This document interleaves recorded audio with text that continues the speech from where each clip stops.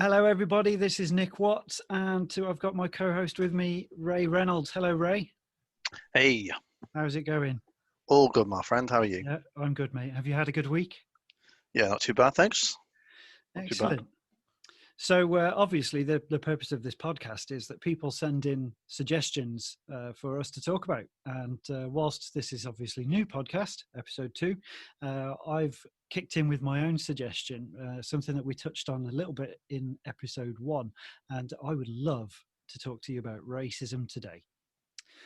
So, where the whole world knows the horrific treatment that we saw and continue to see of black and ethnic minority groups that have swamped our lives, right at a time when we should be supporting each other more than ever. It's been quite disturbing to watch, and it was this attention that prompted me, like I said, to suggest our own title and subject for this week's podcast chat, because for those of you that know my co-host, Ray is of mixed race, and we spent our childhood as best mates, and now we're almost touching our 40s. We remain real close friends. So I wanted to get Ray to talk openly with me about his experience of racism, discrimination, and the general attitude that he's experienced over the years. So let's find out, Ray, a little bit about racism.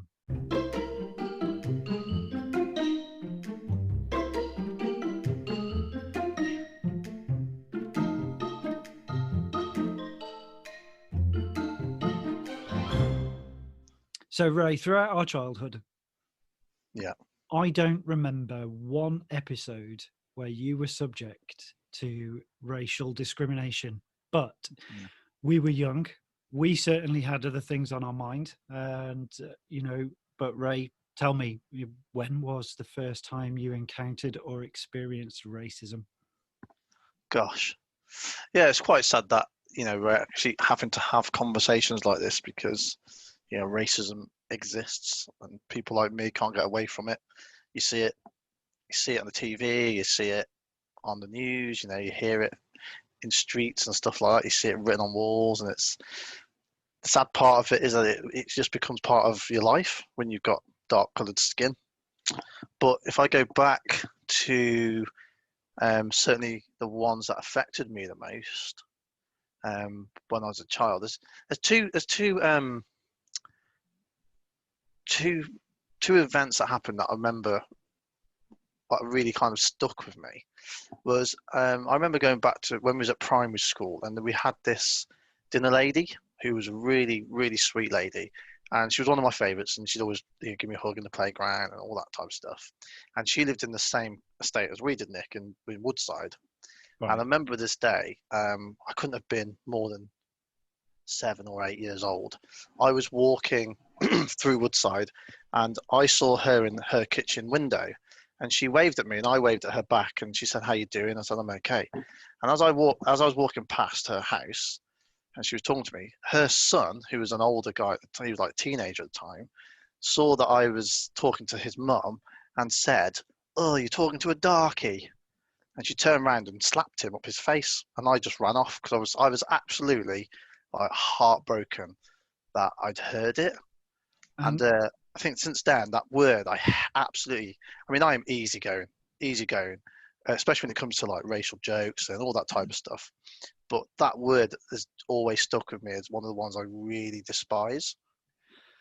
What age did you say you were when that happened? I was at primary school, so it must have been around about 8 years old, Right, 8 or 9. Yeah. And you ran off? Yeah, I ran. I remember just like I'd grown up thinking everyone loved me, because I loved everybody. And it was the first time I'd ever heard someone talk about me like that in front of me. It was really, really quite painful experience, I suppose. Okay. Did you go home and tell anyone, or did you keep it to yourself? You know what? I don't know. I don't actually know. I think I've kept it to myself, which is a strange thing, really. I think I was confused more than anything because it was like the first time I'd ever I remember being subject to it, and it's a very strange feeling.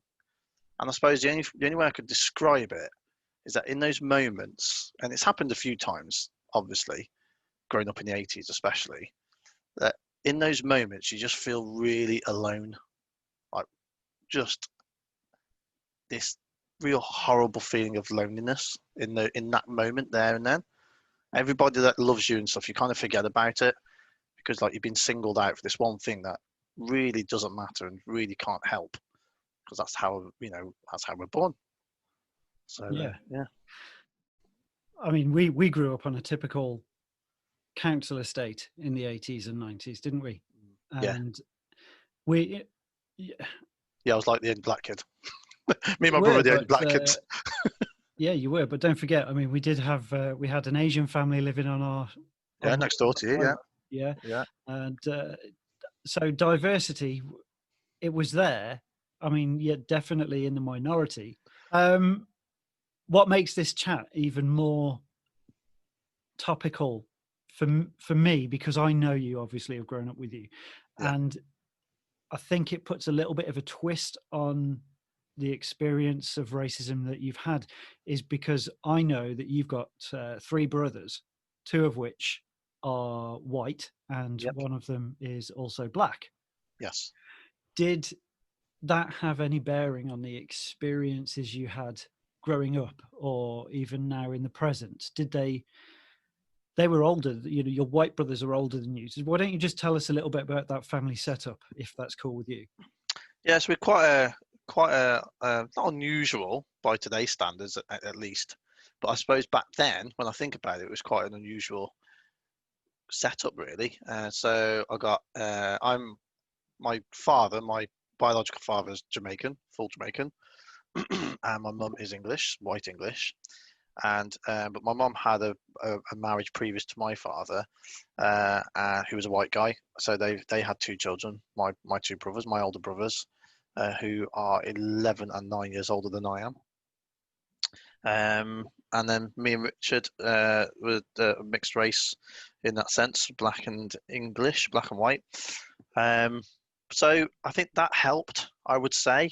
Not not at the time I actually was conscious of it, but now you actually, in you saying it and bringing it up, that's probably helped me not feel different to everybody else because I had the best of both worlds, I suppose. But I also grew up in a very, um, I suppose you could say, very white English like kind of culture. I grew up around people like yourself. You know, all my friends were white. I had the odd black friend and Asian friend as I was, growing up, because there wasn't a lot of those around back in the 80s. And so I never felt different. We weren't a family of black people that were of a minority. I just felt like I was this brown kid and just got on well with everyone and made good friends.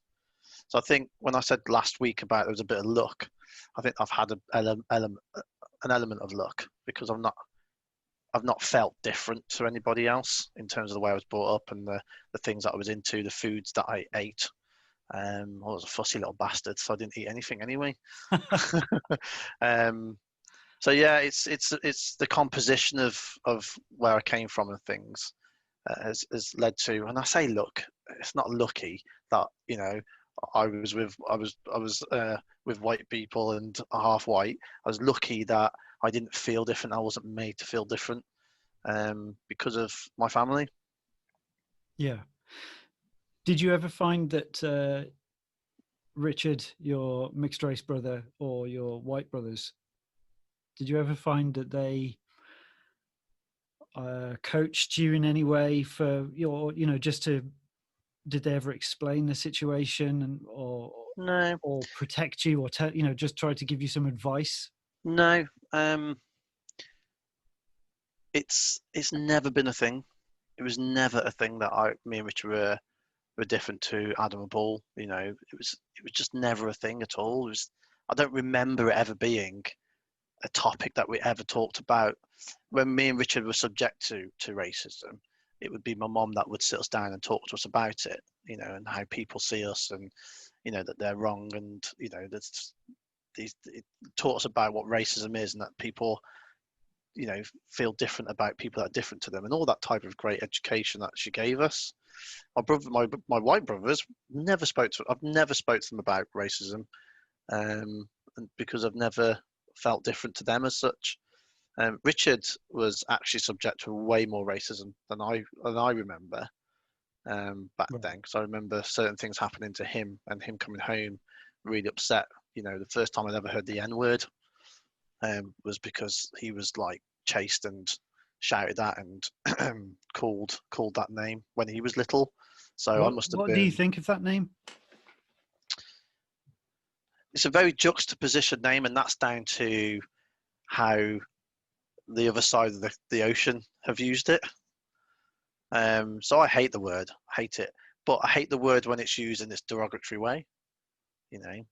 Yeah. But then you hear, like in rap and hip hop, and you watch comedy, black comedians and stuff. It's every other word. It's used like me calling you mate, almost, and it's very juxtaposition, because it's almost like in context, it's actually a funny word, and you use it comically, Yeah. or you use it endearingly, which is really strange. I actually wrote down a point, a note to make a point of this, and I don't understand elements of that word and how it's used. For example, as you've said, across the pond, it's really popular in popular culture, isn't it? It's in movies, it's in video games, and we both know that in Grand Theft Auto 5 in particular, it's used so frequently in those story scenes with Franklin Yeah, yeah, that's absolutely true. and his homie, Mhm. as he says it. And in those scenes, those two characters, they can't go one sentence without saying that N word 4 or 5 times. And what gets me is that they say it to each other in that male bonding way.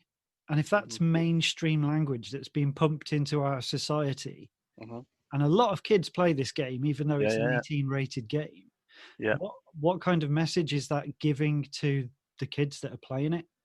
Well, it's a clear message that you can use that word, in that context. But the issue that I've got is that when people start to use those words, right, particularly people who aren't black, for example, then get called racist, even if they're using it in that context. Yeah, yeah. And that's wrong to me. And this is a nice lead into my thoughts on racism. And I'll tell you something that might twist your melon a little bit. So I'll tell you what I think the problem with racism is today. Go on. Anti-racism. Okay. Not so much in the concept of anti-racism, because clearly anti-racism is what we need. But it's the way it's mutated and evolved, and it's so in this country. I'm only speaking on behalf of my experience in the UK, but it is so absolutely over the top that you can't say this and you can't say that. It, to me, just makes it's made matters worse, and it makes matters worse. And I think it gets to the point where people who think they're do-gooders and so like pro-black and whatever, when they're not black, for example, and within that pro-blackness at times, they don't realize that they're actually being racist as well, like Yeah. positive racism, which I think is the worst kind of racism, because the word racism gets bandied around so easily now. It's completely undervalued. Racism is so undervalued of what it actually is, because everyone says you can't say the color black because that's racist. Do you know what I mean? And you don't let anyone put things into context, or people aren't allowed to say something in a certain context without being branded a racist, and that's seeped and eroded into our society so much that, like, for example, last week you talked about you being white, right? Yeah. You're actually mixed race, Nick. Why? You're half Irish, half English. Right. Okay. You're mixed race like I am. You're Yeah, just I white. suppose technically, yeah. Well, that's what you are. You're two different races. You're Irish and English. They're two different races of people. Yeah, And my that's, mum's Irish. yeah, your mum's full Irish, your dad's English. Yeah. You are a mixed race person, just like me. The only difference between me and you is that you can't see it on your face. No, I mean, you've got auburn hair. I haven't got any hair at the moment, mate. Yeah, it's true. Sorry, we don't call it auburn or ginger, do we? We call it electric brown. Yeah. But but anyway, going back to what I'm saying is that I feel the word is bandied around and used so easily. It has undervalued what actually racism is, and to be called a racist these days is so confusing. What to people? What does it actually mean to be racist? What does racism mean to you? Well, I mean, in its literal sense, it's obviously attacking anybody that's of a different race to whatever that person is. But again, another point that I wanted to raise, and I think this just points out how non-racist I am. Yeah. So, football fans, for example, I just don't get it. I don't understand how a racist can enjoy sport of any form when it's a team-based game, especially a football team. There's just no logic to it. Mm-hmm. I would bet my house right now that there's not a single Premier League football team or championship team that is all white, or more so all British. There just isn't. Mm. I'd be dumbfounded if there was. Mm-hmm. So how can these racist football fans actually support their team? Because if they are racist in so far as that they want to attack people of other races, in this case, if they're white, then people who aren't. If you're racist to an opposing player from an ethnic background and you're not to your own team's ethnic minority players, are they racist, or are they just plain dumb that don't have an extended vocabulary? Unfortunately, there's lots of different shades of them, isn't there? I There are just don't people that see. I don't see how. it makes no logic sense. Well, racism doesn't make logic sense either. I don't see how a football fan can stand in the terraces and hurl abuse at Raheem Sterling, and then go on and cheer for his black striker, whatever is whoever is playing in his team. It just doesn't make sense to me, and I think that's just because I racism, or the term, or even the thought of being racist is not in my nature. Mm-hmm. Yeah, exactly. And it's sad that it is in people's nature, but I don't think it is in people's nature. I think actually, if you strip it right back to the species of being a human, racism is in our nature, but not specifically about people's race. So we're an animal, and animals have instincts, and our instincts are it's protection, isn't it? It's fight or flight. We have that switch, and any animal needs to feel fear to be able to survive, to not die, basically. And so when you see something different to you, your natural instinct at the very back, at the very deep subconscious level, is saying, right, this is uncomfortable. What do we think about it? And if, like for yourself as a child, you had me walk into your life, literally walking into your life when we were 5 years old, then your first instinct was to kick me in the balls, which is true. That's a fading memory, you know. Not to me, it isn't. I still feel the pain. But after that, we made really good friends. We hit it off, and we'd been like, we were stuck to at the hip for all of our childhood. And so your experience of black people is a happy experience, is a fond experience, and that's why you don't feel any kind of weird feelings when you see black people. And I suppose if you've not had that type of exposure or that experience, all you've got is your perceptions of what a black person means to you. And unfortunately, a lot of these people who are very racist have to can only go by their experience and their learnings from the people that are around them growing up, or what the media says and how black people are portrayed in the media or in films, or do you know, that type of stuff. And Yeah. a lot of people think it's quite trivial, but it actually does make a difference. You know, like the whole Hollywood thing with black actors and stuff, it pisses me off because it annoys me, because it's almost quite trivial. But when you really think about it, it's the way that it's portrayed, how black people are portrayed in films. Or I always joke that the black actor, or like a black kind of supporting actor, that would be the first person to die, and most of the time it is in films.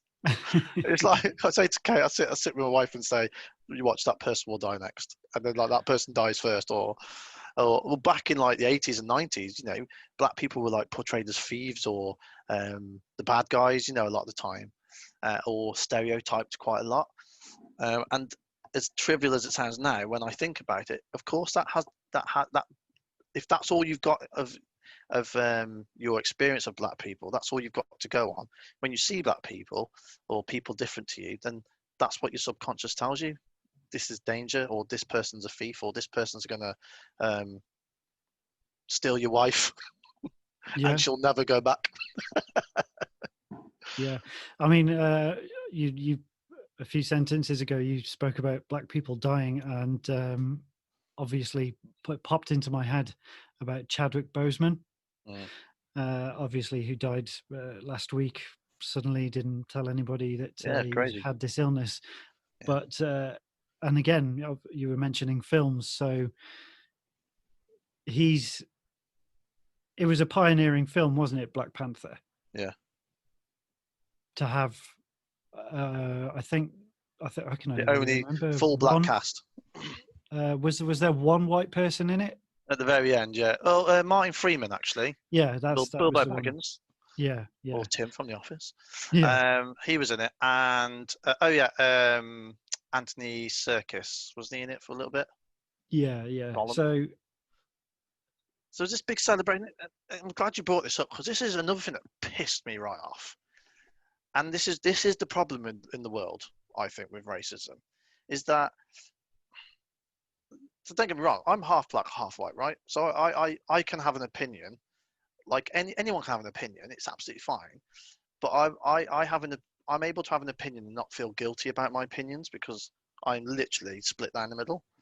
And what pissed me off about this whole celebration of a film of just black actors, it was like, but that is the same. That is the same of what black people are trying to get away from.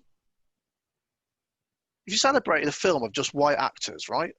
And it's throughout most of film history, films have just been dominated by white actors. Yeah, and you can understand if black actors aren't getting good roles or what have you because of the industry, and they fought for so long to get into films, and like women fought for the rights for most of their bloody modern history, you know, and then we get to the point where we're celebrating. Or black people are celebrating because it's an all-black film, and I'm thinking, well, that is exactly the same thing. That is interesting. You're celebrating that there's no white people in a film. Yeah, and that doesn't sit right with me, I fucking hate it, because it's like it's just causing the problem, but in the opposite way.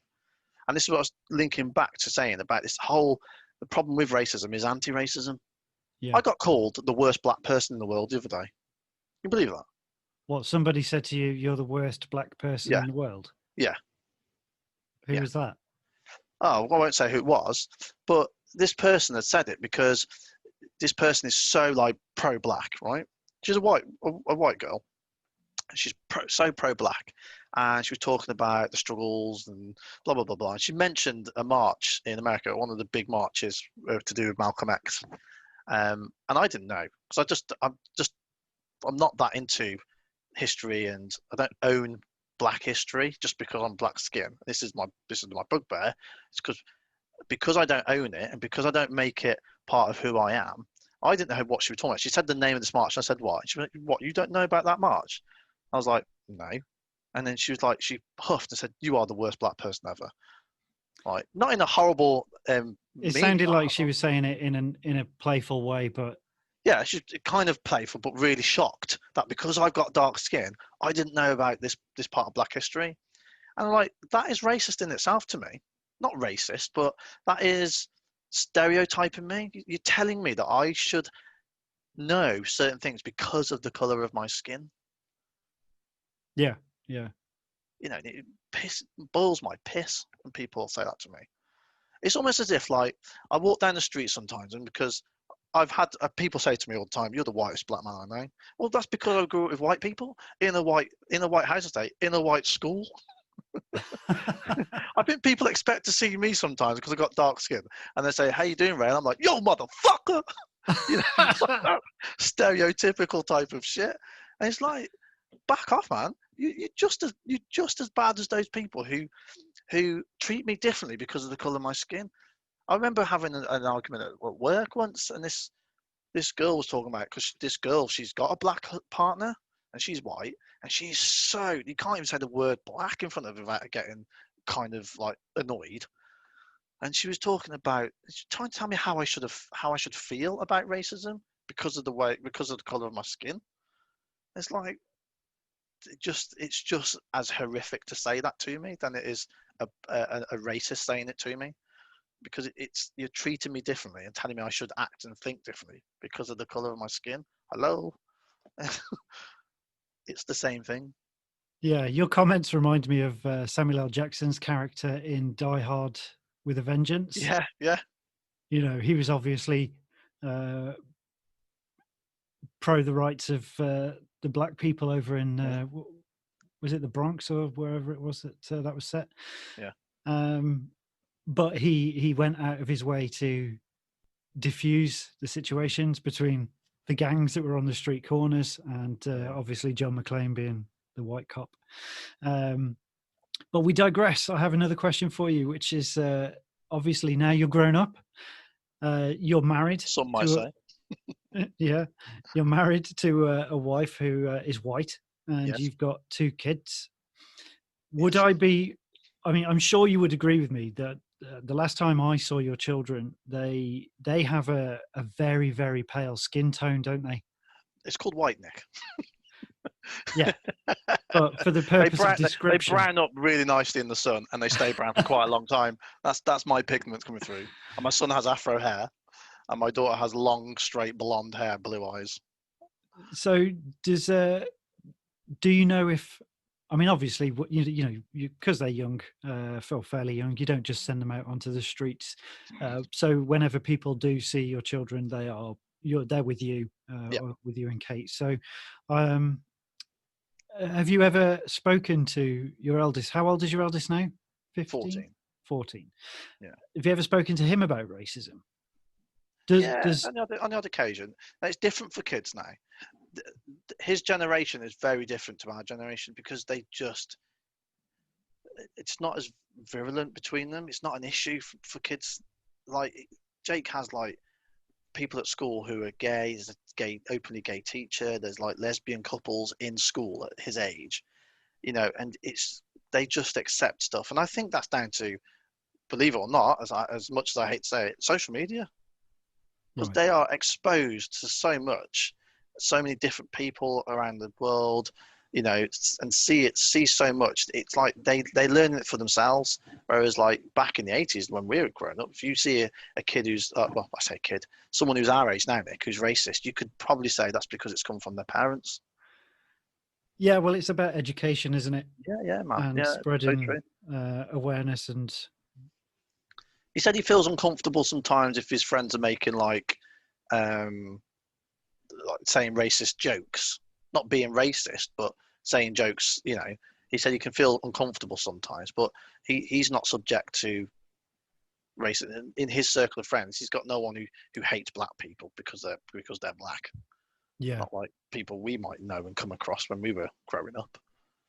So it's quite interesting. My next question was, which you may have actually answered, or I've got an inkling what you might say, but I was going to ask, do you think that racism is getting worse? Compared to what? Years gone by. I mean, no. I mean, come on. Is that because there's no people wearing white masks? And I mean, come on, mate. If I stood here and said to you, "Oh my God, it's getting so worse," you know, you hear the N-word bound about, or this person said the color black in the wrong context, and compare that to the apartheid or the days of the Klan where they were like literally stringing black people up in trees and setting them on fire. Of course, we can't say it's getting worse. I think it's getting better in terms of acceptance in society, and that it's actually deemed to be a very bad thing pretty much most of the Western world, to openly be racist is difficult to be that, especially in the UK, without any consequence or without any kind of like real opposition, because that's my thoughts on it. And when I see the kids and how they grow up and how they just integrate with any kind of race, religion or whatever color, it makes me feel good, because I was lucky in the sense that I had friends and their families just accepted who I was. Yeah. I think when I think about it, out of our whole street, and this is like the thick of the 80s, every friend that we had were white. Yeah. Mm-hmm. But all their parents, they always accepted me, never treated me differently, and I think that's where I was lucky. Do you remember that my father used to always get mixed up with his words? I was glad you brought this up. I was going to bring this up, but it was so funny. Yeah, And I remember exactly what you're going to say. go on then, you tell the story. So we were sat in your living room watching TV, and you had these big slidey patio doors, didn't you, in your living room? Yeah. And your dad, bless him, came up to the window, and it was pitch black outside, and it was like starry night. And, and for anyone listening, Nick's dad used to mix up his words quite a lot. Like he'd say something in quite quickly and not say the right words. Hence why he called you his brother Domain on his on his birth certificate. And he said, "Oh God, that sky is black as the blackest night." And then he realised I was sat there, and in his kind heart felt that he shouldn't have said it, but turned around and said, "No respect, Ray."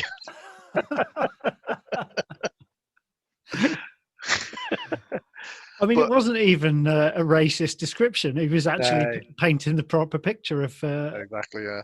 Of what but it was. That is actually a common theme today, isn't it? You cannot say black without feeling like you feel anxiety when you say someone's a black person. Yeah. Well, the last episode when I had to say that you were black, you couldn't bring yourself to say it. Yeah. For a fraction of a second, you stall. And that's what upsets me, is that people on the whole who are not racists are made to feel anxious. I think it's the way that you do it, though. If I was to verbally describe you to a friend of mine who hadn't met you, and I said, "Oh, it's my friend Ray," he's black. If it's how you do it, isn't it? Of course, it's the context. All the words, all right. I mean, there are horrible words you could use to describe a black person or anyone who's different to you.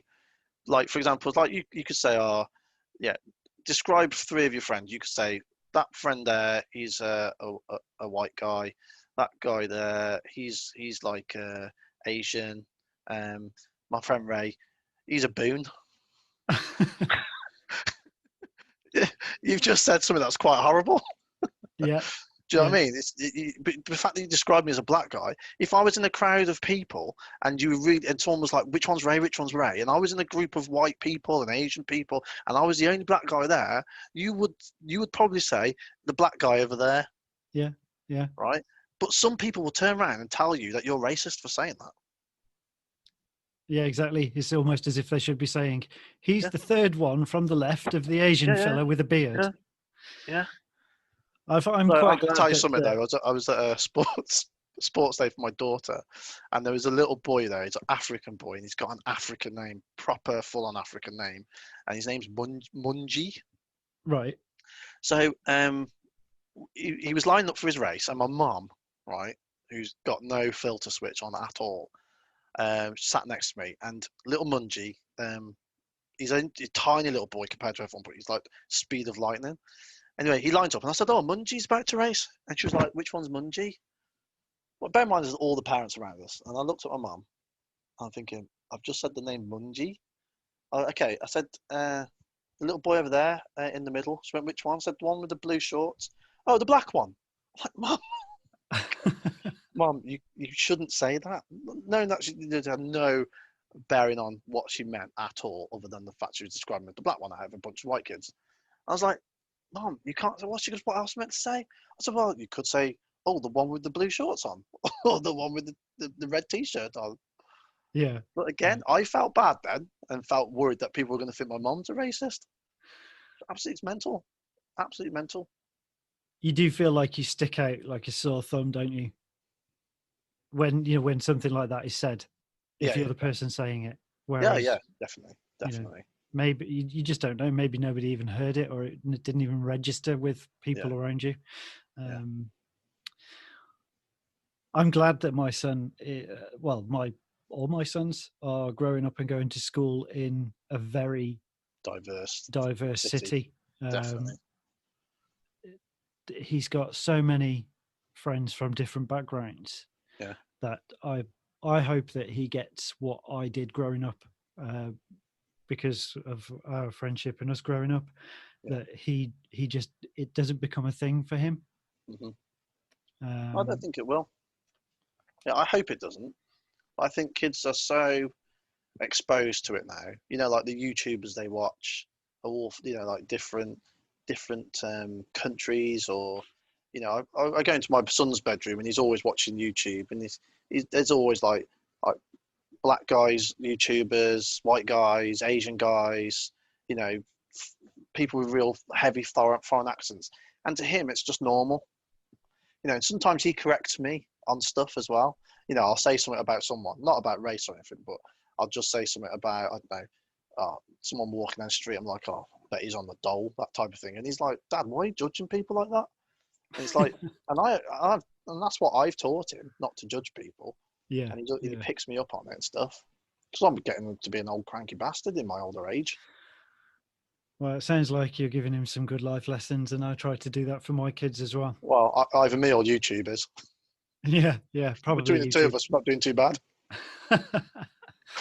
um, there's one more thing that I just wanted to quickly touch on, and if you're like me and you do happen to hear on the news about all of the racism and things that's been going on, a lot of the media focus has been on interviewing people of ethnic backgrounds that have made a point of saying how the police have targeted them, or whether they've been profiled by the police.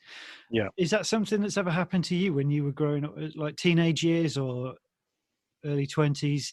What with the Were you ever police? called out by the police? Did they ever stop you? Do you get No. stopped now? Come on, mate. We live in Telford. If I lived in Birmingham, maybe I have a story like that to tell. But no, I'd never, Have you never. ever been stopped by the police? I got stopped once by this uh, um, female police officer, but she was clearly very new to the role, and I think she was doing it to, I don't know, I think she's just Get being over. experience? Yeah, yeah. She was overzealous. I was literally on my way to work in the morning, and at the time I was working in an office, so I had a shirt and tie on, and she pulled me over, and she literally like, I think I was going like 2 miles over the speed limit. And I was like, okay. And then she was like being really official with me, really to the book, like as if she was reciting stuff. And I was like, she definitely knew. And then she was like, I'm not going to breathalyze you on this occasion. I'm thinking, Jesus Christ, I was doing 2 miles over the limit. But I don't think it was anything to do with me being black. But my brother will tell you different stories. Right. But then my brother used to hang around with like in gangs of people. You know, we've had a very different life. Me and my brother have. Yeah, yeah, I know. Yeah, I am pretty much the whitest black man I know.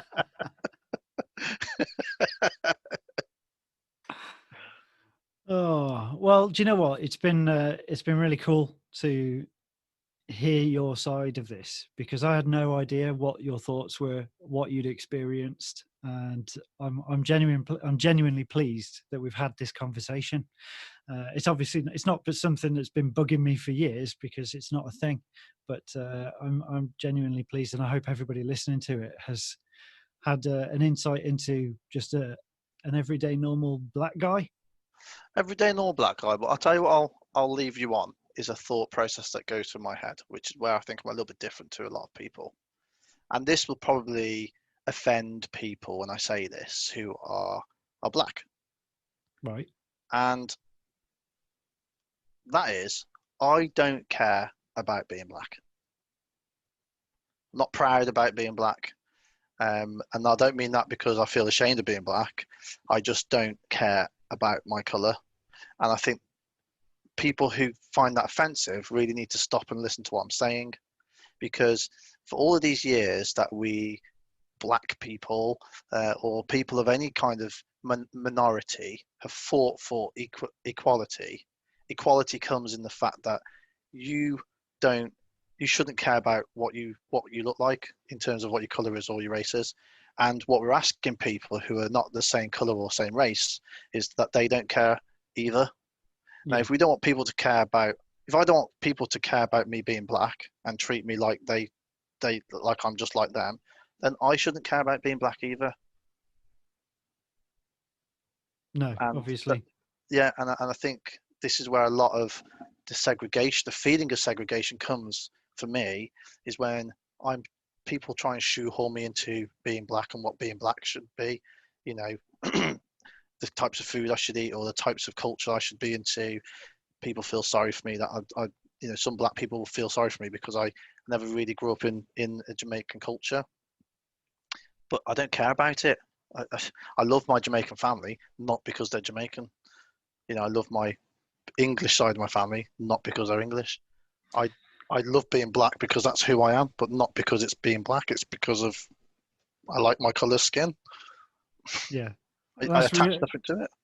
That's really heartwarming to hear, mate. It really is.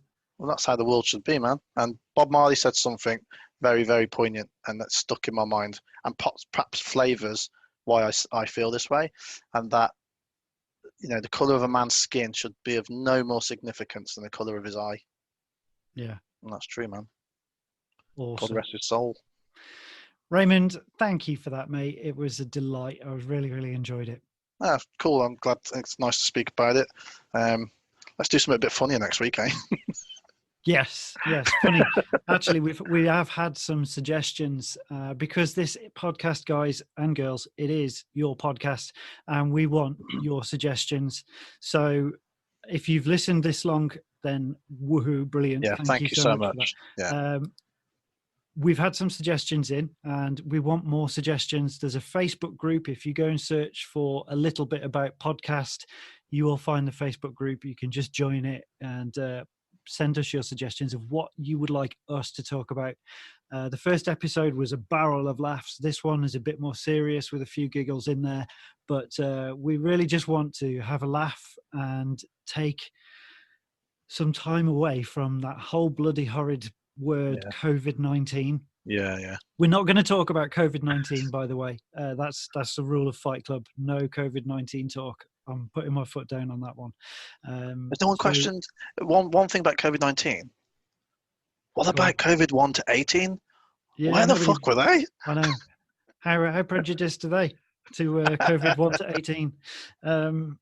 Yeah, so we would love your support. Share the podcast, give a review wherever you're listening to this platform, on whatever platform, and we will be back again in next week. In 7 days' time, we'll be recording another one, and we will let you know on social media what that subject is going to be. So thank you, guys, and please stay tuned and subscribe. And that's everything. Have a good one. Cheers. Yeah.